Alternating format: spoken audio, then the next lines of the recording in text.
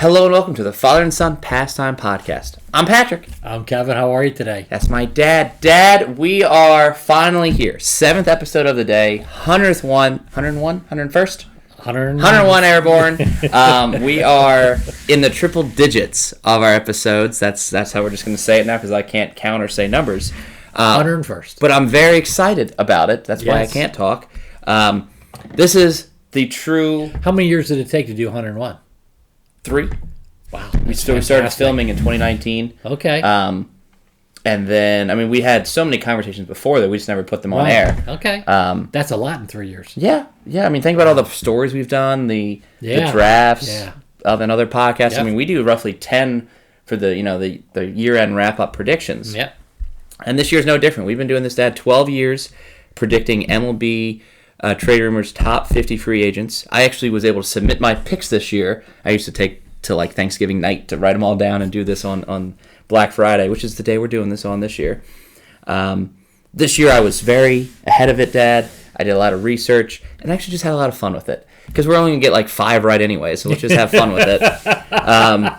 Last year, Dad, I had 5 right. You had 4 right. Yeah, great. You banner year. Barn burner. Banner year of the household. Banner year of the old Bender house.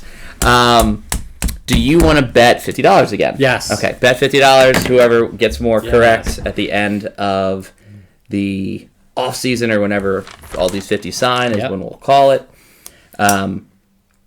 Dad, we had 6 replacements that we will do in the second half of this video. We just do the top 10 first, the big names, and then we do 11 through 50. Again, we're using MLB Trade Rumors top 50 free agent list to do these, to do this list. So the people that have signed, Anthony Rizzo, we're calling Clayton Kershaw as signed with the Dodgers, Montero with the Astros, Jock Peterson with the Giants, Martin Perez with the Rangers, and Tyler Anderson with the Angels. Really only one new team there out of those 6. So we have 6 honorable mentions that we have moved up, and we will be discussing in that 50. But we will get to those in this, like I said, the second half of these predictions. We spend a lot of time on the top 10 because those are the big contract names that I even took the liberty of writing some ideal contract stuff down this year. So I really, like I said, got into it. I'm going to be wrong, but I had fun, and that's what matters. I love to hear your thoughts, Dad, where you're coming from. We're luckily nowhere near a box of cards, so we don't have to see who goes first or draft these free agents. Because I always win. Exactly. Dad, let's just ping-pong back and forth. You lead off. Where is Aaron Judge going? I think I have a really good storyline on old Aaron. So not a straight answer. I love it. I'm a writer part-time. I have to build a lead here. You got to have some, where's the clickbait? Where's the headline article? Bingo. Aaron Judge to Baltimore? What? Not happening with that left field fence, by the way. I'm well aware. Aaron is very good, and he has some really good agents telling him what to do, how to play this game. 62 home runs. He was very good. Yes. So MVP. Aaron's going, hey, I'm going to go around. It's almost like he's recruiting a high school athlete to multiple colleges. So he's going around and visiting the cities, let them do the best dog and pony show, see who wants him the most. But the Yankees, I have probably in their own little way said, Aaron, you do your thing. You get all your offers in. You come back to us and we'll better any offer you have. He stays with the Yankees. Dad was staying with the Yankees. Understood. I think that's very likely, Dad. I think that is a safe option. Last year I took a lot of safe picks. I did... You still got 5 right. I still got 5 right. And I did a lot of reunion tours. I don't have a lot of reunion tours in the fact of teams. But I do have a lot of reunions where people are from. I think if one thing taught us something about COVID is that you shouldn't be too far from family during a pandemic. And now that these players kind of get to shape, these are all 28, 29, 30, 31-year-old players that are starting to have families or getting married. Their kids are, not 5 yet, so they're not in school. They want something where they can call home as a adult man. Mm-hmm. I think that's really important. Aaron Judge is from California. Northern California. He's from Northern California, the adoptive son of 2 teachers. He's going to a team that needs a new identity. I talked about this in the NL West category, that they lack an identity. They don't have any, Brandon Crawford is about to be out of his contract. Buster Posey's retired. Evan Longoria is off the team. Aaron Judge becomes the starting right fielder for the San Francisco Giants at $50 million a year for 7 years, and the Yankees do not top that offer. He gets a $350 million contract. That is my prediction. The Yankees, for what it's worth, were 2 for me. If San Francisco is not able to get it, I don't think the Dodgers are a real contender. And I think the Mets are just going to spend money in different areas. And everyone else, it's really about who can afford them. Right. So you look at like Cubs and Boston and St. Louis and those big cities, and you're like, no, I don't think they're going to spend that much money. But can you see Judge in Fenway? Oh my! I can see Judge a lot of places, but I don't think Boston does it. Right. Especially with Heim behind the dish. So I have San Francisco. You have the Yankees, Dad. So do you think that contract gets beat by the Yankees? I do. I think more than 50. Yeah. Wow. I think Yankees will not lose this battle. And I think they will do anything, and underline anything, to keep Aaron Judge in New York. They would be blasted by the media, fans, for letting him go. Mm-hmm. I think that happens. Can the Yankees afford that? Oh, no, but I'm a Red Sox fan, so there's a little bit of bias where I will love him out of the AL East completely. I just think that right now the Yankees have a blank check for him. And they go, okay, these are your offers. Aaron, you fill in that amount, and that's what we're going to pay you. After getting a home run record and everything else, the Yankees will battle to whatever they need to do to make sure they retain him. And they have the resources to do it. I think money is nice. Obviously, he's going to get paid probably one of the biggest contracts in baseball history. He got booed by the Yankees after hitting 62 home runs in the playoffs. He got booed by his own hometown fans. He has unfollowed, unliked all his Instagram, Twitter, Facebook connections. He no longer is connected to the Yankees in that organization. Is it all for his agent telling him what to do? It's all a facade. He's going to sign with the Yankees anyways. He just wants every little penny. Maybe, but if he can play in a calmer, relaxed environment, the second half of his career, I think he does that. He doesn't have to deal with the pressure of New York, and I just think that New York really messes up this offseason. And I think they lose Judge, they go panic mode, they sign the wrong person. And they just really mismanaged this offseason. I really think Toronto is just full ascending with their talent, and Boston makes some errors, and New York makes some errors. But I'm glad we have the first one different, because it'll be fun to see. When do you think he gets signed? I think he milks it into January. I think before Christmas. Really? Yeah. Okay. I think a lot of, like we talked about, he's a big domino. Yes, a lot of people want that domino out the way. Yes. And at what point do the teams that are, in the hunt for Judge say, here's our final offer, we need a week, or I got to go get Brandon Nimmo, or I got to go get, I don't know, Michael Conforto or something. Yeah. Mitch Haniger. It might happen over the winter meetings just for the splash. Yeah. If you're a PR person, you make that announcement when, the world's focused on baseball. Yeah. Dad, let's go back to a returning top tenor, Carlos Correa. He went to Minnesota last year in a one-year contract with the most opt-outs I've ever seen. Mm-hmm. Where does he go this year? Giants. Okay, so you were thinking kind of the same breath. A superstar. Crawford goes trade third or base, DH. Yeah, okay. But I think the Giant, like you made so much sense when you were doing your division talks and everything. The Giants need to make a splash. Okay, signing Carlos for 5 years in San Francisco, where he will be just a hero to the San Francisco fans, is exactly what he's looking for. So I think that's a perfect fit. And if Judge goes to Yankees, the Giants will quickly turn their aim on Carlos. I think the next 4 names, Correa, Turner, Bogaerts, and Swanson, could be any of these 4 next names. I agree. These are the 4 hardest ones I could come up with. San Francisco is not a player for any of those 4 for me. Because, again, they spent money on Judge. That kind of adds up. They're not going to get both. Just like I'm sure the Yankees aren't landing one of these top 4 shortstops for you, right? They got Judge, Correct. but not a shortstop. That adds up financially. I know I said that this is not going to be a big reunion tour. 2 of the 4 shortstops are reunion tours. Holy Kalaya. Correa stays with Minnesota 7 years, $35 million a year. Wow.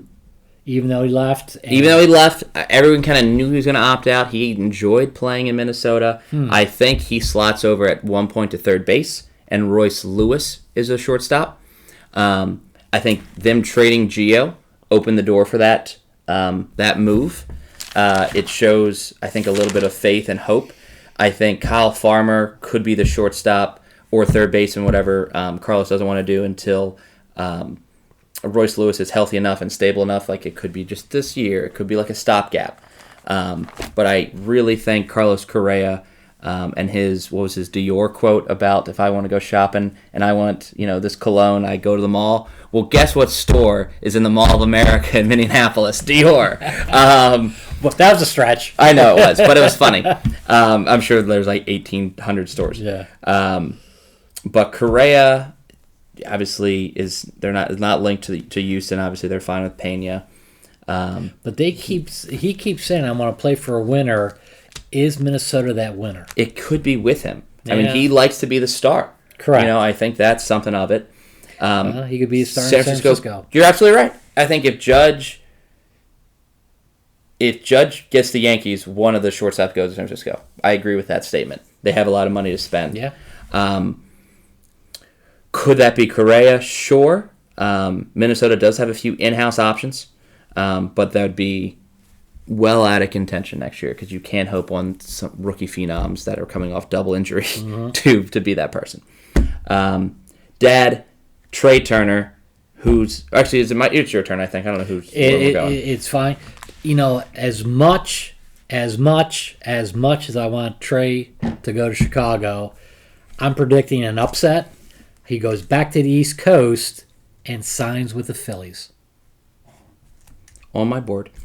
Tell me why. I just think the Phillies will say, we have this exciting ball club. He knows a couple guys on the Phillies. He's reunited with Harper. Okay. That's the one guy. Yeah. Carlos Schwarber, right? They had a half a year of Schwarber. Yeah, he did. Yeah, he did. I just think he wants to get back to the East Coast. He's from NC State. That's where he went to college. You came up with that philosophy with Judge, coming back to where your roots are and everything. Think about Trey in that Phillies lineup, setting up for the big boys. What a lineup that could be. So I think Phillies, have the money. I think it's going to be a battle between several clubs. The Cubs would love him to be their leadoff hitter and shortstop. I'm not sure they'll contend money-wise with the Phillies. Phillies come up with the money to get Trey. Carlos Correa and Trey Turner have the exact same contract, in my opinion, 7 years at $35 million apiece. It's the only time I think I've actually cursed hard on this show. But Trey Turner, when he would get on the Dodger bus, he would do a specific speech from the Wolf of Wall Street, and that speech is, "I'm not fucking leaving." He's staying a Dodger. He has done this speech every road game where he would just get up. He has headphones on. He'd get up to the front of the bus and he'd go full DiCaprio mode, and it would inspire the bus. And everyone said, even Justin Turner and these old guys on the team said that was the most exhilarating part of our team. I think they circle Trey Turner as the number one priority in the offseason. Okay. I think they give him the bag. I don't know who signs first between them. I know I said 2 out of these 4 shortstops are returning. They're my 2, obviously. I think when you made that trade with DC, you made the trade with the Nats, and you got Turner and Scherzer. Scherzer left after half a season. If Turner leaves after 1.5, that's a big loss of a trade. Yeah. You only get no World Series to show for it. Yeah. I think they have to retain him. They really don't have an in-house option at shortstop. They have the financial capability. I mean, Chris Taylor is a shortstop option, and that's terrible because he's more of an outfielder or second baseman. So I have Trey Turner. I love the Philly pick. I think it's going to be between those 2 teams, honestly, Dad. I don't see Philly being linked to any of the other 4, to be honest. I think agree. How Philly, they need someone with speed. They're a bunch of slow people. Yeah. Outside Real Muto, which is funny, your fastest player is a catcher. Yeah. I think there's a lot there. I just think LA outbids them. Okay. Dad, let me do 4 because it hurts my heart. Xander Bogaerts is a little older, so he gets 1 less year. 6 years, $30 million, even though he's super consistent and health-wise better than Correa and Turner, but just not younger. He's going to be linked to all the big names. Boston, I think, has missed their opportunity to get him. Snooze, you lose. But the Cubbies land the Aruban superstar. Well, there's a connection there, so... I am aware. That's why I... Did you have that as well? I did not. Tell me who you had for Xander. I have him going to the Dodgers to replace Trey. Because that's where these 4 are so difficult. Yeah, I know, because they can go anywhere. Yeah. I guarantee you I have Dansby going to a place it's not even on your list. So Dansby's a wild card. Okay. I am just really hopeful that I'm wrong about Xander and he stays in Boston because that gives me hope that they can, give Devers an extension. Have they offered him a contract he's turned down? They offered both of them contracts. They both turned it down. I think it was for average annual value and the length of it. He took a team-friendly deal when he was younger, 25, 26, an extension of 4 or 5 years, and he was only getting paid like $20 million a year, so he opted out. Anyways, he's ready to sign a big boy contract, 6 years, $180 million. Great fit for the Cubbies if that happens, but I have Dansby going to the Cubs as the roulette wheel goes round and round. What are you going to get, Yeah, and I got Dansby going to, So we're switching our Turner and Bogaerts, basically. Yeah. And Dansby and all that stuff. Right. And so you have Minnesota not getting any of those guys. Correct. Okay. Correct. I just don't think they have the funds. That's okay. But I mean, with those 4, and they're all very, very, very good shortstops, you kind of wonder if, let's say, who signs first and then the others go into action. From what I've been reading, the Cubs have offered all of them. You keep reading about who's in the lead and who's their number 1 choice and all that stuff. Right now, any of those 4 shortstops would be looking great in Cubby Blue. Cubs will get one of them. I don't know which one, but as the money rolls out, Dansby might be the one that gets the most reasonable contract and would do really well in Wrigley Field, by the way. So you had Dansby in Chicago. Yep. Dodgers for Bogaerts. Yep. Philly for Turner. Yep. San Francisco for Correa. Everyone's going to the National League. Yes. That's unique. Yep. I have Minnesota, the Correa is the only person staying in the American League. Dad, I'm just pulling something up about Dansby real quick because I wanted to get the exact year right because my pick is nuts. Yes. Okay, so in 2015, Dad, Dansby Swanson got drafted. From Vanderbilt. You are correct. First overall pick, ascended through the minors and hit the Braves in that tail half of the 2016 season. Got traded, I believe, to the Braves. And he got traded by Arizona. And that's who he resigns with. I thought that's where you were going to go. The Diamondbacks have a clear hole at shortstop. They, depending how they structure the contract, can afford him. And depending what else they can kind of move around, trade, etc., they can definitely afford him. It's not going to be a one-year contract. For some reason, Dansby is regarded as the worst of these 4. When if you ask Braves fans, if you could have last World Series, Braves fans were asked outside Truist Park, bottom of the 9th, 2 outs, bases loaded, who do you want up? They said Dansby Swanson. Yeah. I think that speaks volumes. It allows the Diamondbacks or these lower market teams, mid-market teams, to afford him. I think he'll be linked to a lot, maybe even the Orioles or something like that. The non-playoff teams this year are going to be the ones calling about Dansby. He could be a San Francisco Giant if they lose out on Judge. 6 years, $25 million a year is what I think for Dansby. And again, not going to be immediately competitive next year, but 2024, 2025, the Diamondbacks roster could be super fun. Super fun to watch. Mm-hmm. So I have Dansby going back to where he was originally traded for Shelby Miller. I know. And yeah, them recognizing that mistake and writing it's like the the Ryan Sandberg deal. Yeah. You know, you did what? Yeah. I agree. So that's those top 5 are unbelievable. When you came up with that arithmetic for contracts, think about that in real terms. $1 billion. Unbelievable. 5 people, yeah.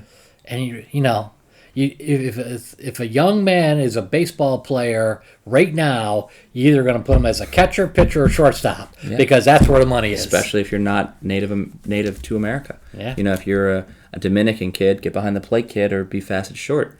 True. Some fun fact about shortstops that I learned that every single Houston Astro infielder was a shortstop. Yuli Gurriel in Cuba was a shortstop. Bregman in college was a shortstop. Yes. Altuve was a shortstop, and obviously Pena was a shortstop. Yeah.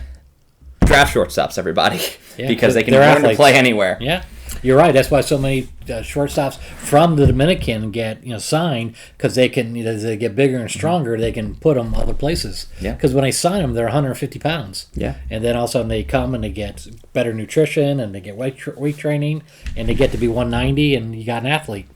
Dad, I was surprised with number 6 being Carlos Rodon, because he's younger.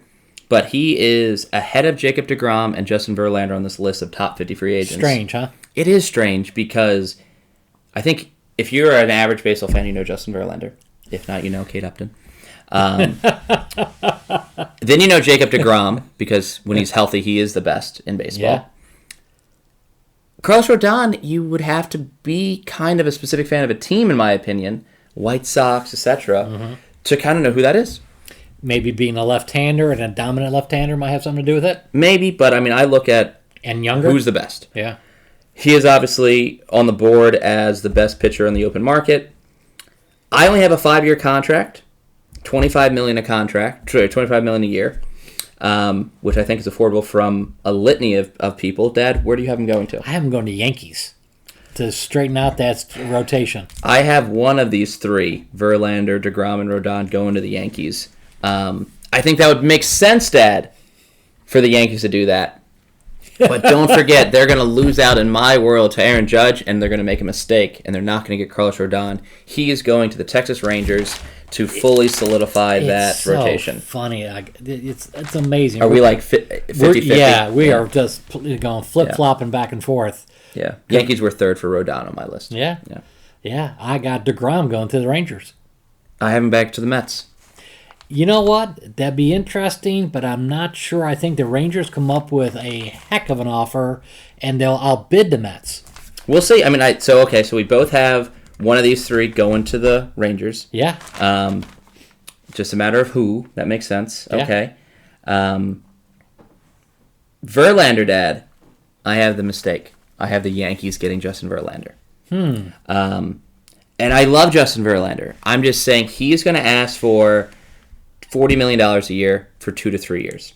deGrom's going to do the same, but at least he's younger. Both, obviously, I think will get it. Arguably deserve it. I'm not saying anything against Justin Verlander. But to spend $80 million on a player because you lost Judge and you need some name to keep your fans happy, I don't think we see, and I'm very happy to be proven wrong, Verlander replicate this year. No one, I think, no one saw him the previous year because of Tommy John. A lot of players are new to baseball because of COVID, and they didn't see even a full year of Verlander in 2020.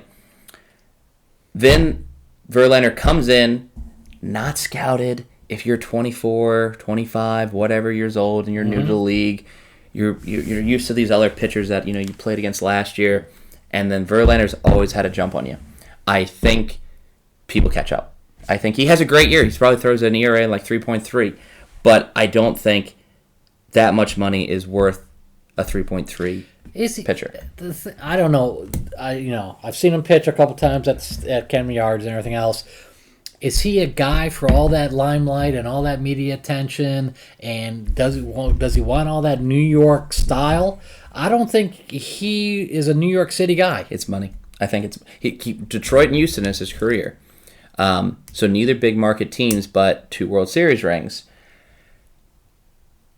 I mean, Justin Verlander had his own comments about the 2017 scandal. It was very... I don't know. I just think that Houston sees that price tag, thanks him for his years of service, cannot afford him, and they let him go. I got him going back to the Astros. Good for you, man. I just think that... It could work. Just seems like too much. I just think that he was so comfortable in Houston. Yeah. And the fans adored him. And he's got that great bullpen. Yeah, I said it's a mistake. You don't forget, he got hit a lot, Dad, in the playoffs. He did. He had a couple of rough outings. So the good players can hit him. Right. But did his arm get tired? You know? That's what I'm saying. I would not offer him a contract. Well, it could be another 1-year deal. He openly does not want 1-year deal. Okay. Yeah. I see him staying with the Astros. But we have not had one in common yet. Yeah, we will. But that's interesting. Yes. Yeah. Well, I'm assuming Wilson Contreras we have in common, but we'll see. Yeah. Dad, number 9 on the list, Brennan swimming in the water, Nemo. Speaking of water, he's in San Francisco by the bay. So Aaron Judge not getting him. Okay. Yeah. Speaking of water, he's in L.A. Okay. He solves a lot of problems. Non-tendered Bellinger to get Brendan Nemo. And he plays long Betts. Betts stays in right field. And he's, a solid center fielder. He is. Yeah. Yeah. I agree.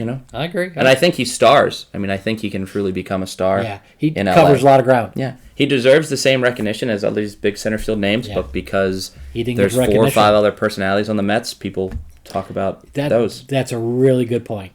Very good point, and yeah. I mean, doesn't he seem kind of like the guy that would be friends with Freddie Freeman and Max Muncy? Oh, I can see him. And Trey Turner. I can see him. I can see him having a cheeseburger in paradise. So yeah. Okay. All right. That was not 5 years, $20 million a year, which I think is a good deal for him. Yeah. Like a borderline steal. I wouldn't be surprised if that gets to 25. Yeah. All right, Dad. We are 10. Who do you have Wilson Contreras going to? Guardians. Got it. Why? Because they need a catcher. They have never spent money on a catcher ever. And they will this year. And I didn't have it on my list. I'm not even writing it down. You know why? I'm not writing it down. Guardians need offense. Yes, but they don't need catching. I think they do. I think he would be a perfect fit with the Guardians because then he can do a little DH. He can do a little catching. He might be the kind of guy they need. I just think he's a perfect fit. They're going to get another DH that just does DH. I'll get to him in a second.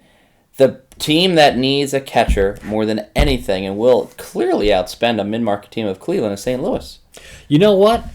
Being a Cub, will he go to St. Louis? It's money. Dexter Fowler did. It's money. He doesn't care about allegiance. Okay. 4 years, $20 million a year to catch. And hopefully in those years, the Cardinals can draft a replacement catcher and he can help bring him back up. 4 years, $20 million a year. But he's on record. He loves the Cubs. Would he go to a rival? Yes. Yes. Dad, I would put on a Yankees jersey if they played me. Are you kidding me? Yes. Okay. Your allegiance goes quickly to the bank. Your allegiance also goes quickly to who plays you and who treats you as a catcher. I think Wilson Contreras wants to be a catcher, not a DH. Well, he liked the fact that when he got a day off, he could still be in a lineup and everything else. Yes, but that doesn't mean he likes being a DH. Okay. That just means he likes playing. Okay. Wow, we went 0 for 10. I don't think we've ever done that. First year where we haven't had a single one in common. Yeah. But we will in the next 40, yeah. Hopefully. That'd be bad. But we're in the same circle, just not. Nobody cares about our circle. Yeah, that's right. Yeah. But anyway, I thought they were great picks. So the winners, all the teams represented, both New York teams, San Francisco, LA, Chicago, St. Louis, Texas. Somehow I know, crazy pick Arizona. You had Philly represented. I had Minnesota represented. Cleveland. And somehow Cleveland represented. I like Cleveland. No Boston. No. Yeah, I know. No, I got Boston in the next Baltimore. 5. I have them in probably the next 12 or 13. No Rockies. Shocked. I'm kidding. Unless somebody who's on... No Nats? I'm just kidding. I'm just having fun with this at this point. Okay. Dad, that's going to conclude for the top 10. I'm going to go digest that, maybe get a drink, deal with you picking the Cleveland Guardians for Wilson Contreras. 2 L's in Wilson, by the way. I just learned that. But look, I had him in the forecast. It's a lot of cross-outs. He was not on my list for... And the reason why I crossed him out was because of the strong allegiance to the Cubs, but it's past tense. So exactly, it's past tense. They're not paying him anymore. Yeah. Okay, I'm going to stop it right here, Dad, and then we'll do 11 through 50. 30 minutes exactly. Thanks for listening.